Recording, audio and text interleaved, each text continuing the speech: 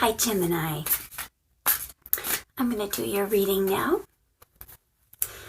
Gemini, as you know, you are mutable air. So you are the flexible air sign. I'm using a really fresh, brand new deck, by the way, Gemini. This is the first reading I've done on this deck. It is the traditional deck, but it is a brand new deck. So it's a little bit stiff, but that's okay. So it'll be interesting to see if any of your major Arcana cards come out. That was a good shuffle. I've been shuffling the deck for quite a while here now. So I'm thinking, Gemini, 2 piles, and we'll take the second, obviously. You know, because that's a number that I think you're pretty used to. All right, one more set of hard shuffle. All right. Okay, Gem. Okay, Jim. Nice. Okay. So we're going to, 3 more. 1, 2, 3. Accurate Celtic cross for mutable air, please. Accurate Celtic cross for mutable air. Okay, I'm thinking 3 piles now. I'm sorry. Can we have an accurate Celtic cross for mutable air, please? Okay, and I'm going to take the middle pile. Okay.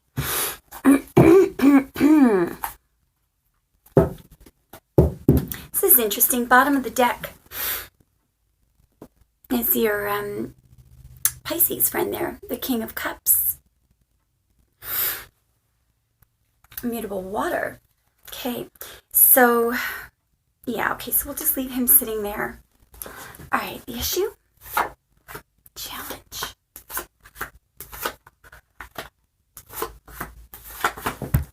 1, 2, 3, 4. Okay, so we'll leave the King of Cups sitting at the bottom of the deck. We'll take a little break. Oops, and we'll start your reading, Gemini. Stand by. Gemini, before we go on, I can honestly say I have never seen anything this unusual in my life. We have 1, 2, 3 kings in your reading, and at the bottom of the deck was the 4th king. In your reading, we have 1, 2, 3, 4 queens, all 4 queens. We have 1 major arcana card. We have an ace. And 1 minor arcana card. I've never seen anything like this before in my life. And no, it wasn't the new deck because everyone knows. And first of all, I shuffled it thoroughly off camera. And in addition to that, even when the decks are new, they are divided up into suits. So the kings are not together. All 4 kings wouldn't be together. This is just very highly unusual. So what we're going to do right now before we do the reading is we're going to clarify each of the court cards using the smaller deck. Okay, so we're first going to ask to clarify the world. What I'm seeing here is some spouses switching around. Okay, and I'm seeing the death or either death or divorce, definitely. Okay, so first we want to clarify the world card, please. Can we have a card to clarify the world, please? Sorry, I think I may have just missed it. Can we clarify the world, please? What I'm going to do, I'm going to turn off the tape. You're just going to have to trust me that I'm clarifying these properly. I'll turn the tape back on once I have the cards laid out. Gemini, this is quite possibly the most challenging reading I've ever seen in my life. The issue is the Queen of Cups. The challenge is the Ace of Swords. So now above that, crowning the reading, is the World card, which usually means the end of something significant, a significant stage in your life and the beginning of another. But when I asked to clarify that, out came the Queen of Cups, again from another deck. And then in your recent past is the Queen of Swords, clarified by the Nine of Cups. And underneath this portion of the Celtic cross is you, the King of Swords, Gemini. So this is what I believe would be at least one interpretation of this. I think, again, this is for a very specific sector of Geminis, okay? So the Queen of Cups, having appeared twice in this reading as the issue and clarifying what's crowning the reading, which is the World, and the challenge being this very severe card, the double-edged sword. You know, sometimes this can be very positive, sometimes very negative. Right here, I'm seeing it as a divorce, okay, or cutting somebody out. I believe, Gemini, that you have either divorced someone who is very, very emotional, or you've divorced a Cancer, okay, or you're beginning proceedings. You had to do that. You made a very logical decision, okay. You made oops, sorry. These cards are so heavy, they literally fall in my hand. A cardinal air decision, a Libra decision, in other words, using head over heart, because it was the only way of getting to your wish. So this whole portion of the reading there, I believe, is cutting out or divorcing the Cancer or the overly emotional person. Now, so in the near future, I'm going to have to break the tape to be able to interpret this. This is really, really complicated. Stand by, Gemini. Okay, I've got the very near future. Just let me get it out before I forget. You're feeling guilty about leaving somebody out in the cold.